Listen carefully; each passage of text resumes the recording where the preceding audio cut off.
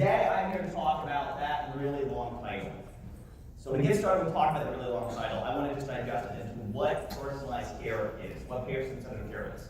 And high level, how I would describe it is providing a product that is personalized for each resident. It is understanding what that resident's needs and wants are and tailoring that experience specifically for that resident. It is how do we get this industry out of at times giving cookie cutter products and giving a unique, tailored experience to every single resident. And the reason I want to talk about that today is because my grandmother passed away in one of the communities. And I got to see firsthand her struggling to find a connection in the community. I found her struggling to find activities that really engaged with her, that made her want to get out of her room and not just call her family looking for them to come pick her up. And so because of that experience, I'm here to really elevate the industry and start offering some options and give some thought behind how we can actually deliver on that. And another reason I want to do that too is because my parents are getting up there in age, and I want to take care of them. So I'm hoping one of your communities can do that. So it's not only just about trying to get the industry to move forward and solve the future problems, it's also recognizing that these solutions can also be applied today and take care of current problems. As I'm sure everyone in this room can recognize, those three things up there are problems today, correct? Anyone? Okay, just show hands. Everyone ready? Everyone's good? There we go. I'm assuming people that don't have their hands up are just asking. So, good.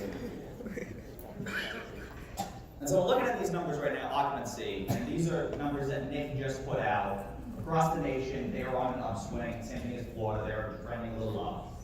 But so one thing I get a lot from people is just saying, you know, we're doing all these tours, we're doing all this marketing dollars, and the movement rates are always basically the same. It's really hard to get any massive elevation. And we're working really hard to get the residents we do have. And the thing I really want to point out right now is in Florida alone, there's 4.4 million individuals that are at the age that should be considering senior living. However, all of them are wanting to stay at home. And we actually just did a listening documentary about how to elevate senior living. And to do that, we actually went out on the streets and interviewed people. And of everyone we interviewed, not a single person over the age of 55 said that they were looking at any level of senior living. We had one who said, quote, "I want to decay at home." That is the type of mindset that we are here to change. And so when we're talking about how to increase occupancy, the conversation shouldn't be around how do we get this resident that's going to move into this community away from them and move to our building? How do we compete against this community? How do we show that we have better dining than that community? It should be around how do we change our focus into achieving more of a market share of the untapped market? The 4 million individuals that aren't even considering moving into a community because of their preconceived conceptions. And to do that, it really comes around to how do we personalize their mindset, how do we personalize the experience to make them want to move in. And to kind of dive into this a little, it's to focus on the community building. It's to focus on understanding who your residents are and what the strengths of your community are based on your community. And to give you a good example of this, I'm an avid video game player, as I'm sure that will surprise no one in this room. I love video games. I play them frequently. My favorite time was playing Halo 2 back in my dorm and doing LAN parties. When it's time for me to go look at a community, if someone came and said, hey, 20 of our residents have this video game club in the community, they play Halo every Friday, I don't care if that community is in Montana, I'm moving to it. That is the type of mindset that you guys should look to use. Is your community is your biggest asset for getting new people to want to move into your communities. So figure out what your community is about, what you want it to be about, what are the things that people will hear that you have and want to move in, even if senior living isn't even on their mind. Another example of this is they have the Jimmy Buffett thing going on, right, over in Daytona Beach. People are on a wait list for that because they buy into that mindset of the community. So look to figure out how you do something similar for your building, so as that. Another big thing that this will fix too is staff turnover. So as everyone knows, staff turnover is massive, depending on the numbers you're looking at, whether it's nation, Florida, it ranges from 40% all the way up to 60%. Massive problem in the industry. And if you think about what a caregiver's day is on a day-to-day basis, it's a very mundane task, it's a very repetitive task.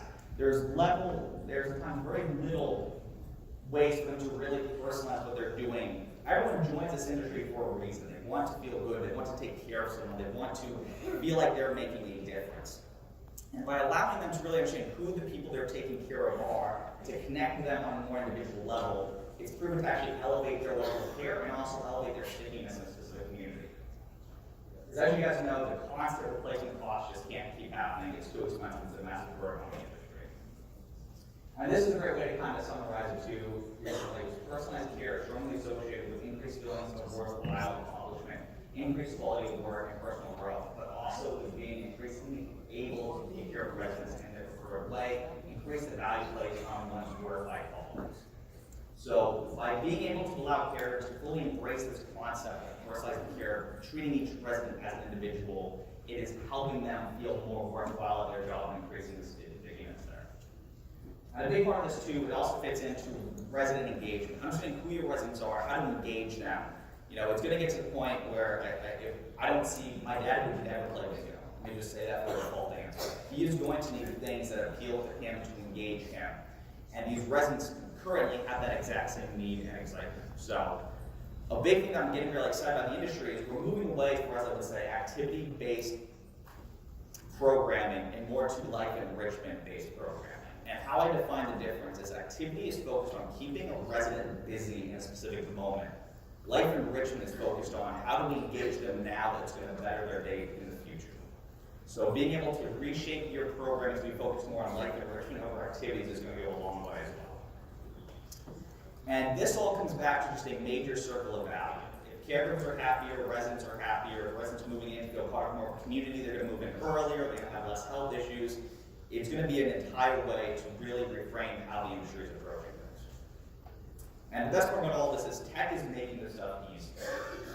There are software tools out there like Sherpa, for instance, who is highly focused on understanding who the resident is before they move in, getting them to feel connected to the community, helping them sell. And that's been able to show that a 30% increase in closes based on when you really add that as part of the sales cycle and process. There are things like Sagely that is actually tracking resident engagement, seeing what they're going to, but they're not able to make recommendations based on what activities you should be doing. You know, the tools such as TSOLife, where we're helping you really understand who your resident is through legacy preservation, and we data mine information and give you insights into who your residents actually are and make recommendations. So there's a lot of amazing technology that's helping you be able to get there, and I would definitely implore you guys to explore good tech partners that are going to help you elevate your community and your industry, because we can't all do this alone.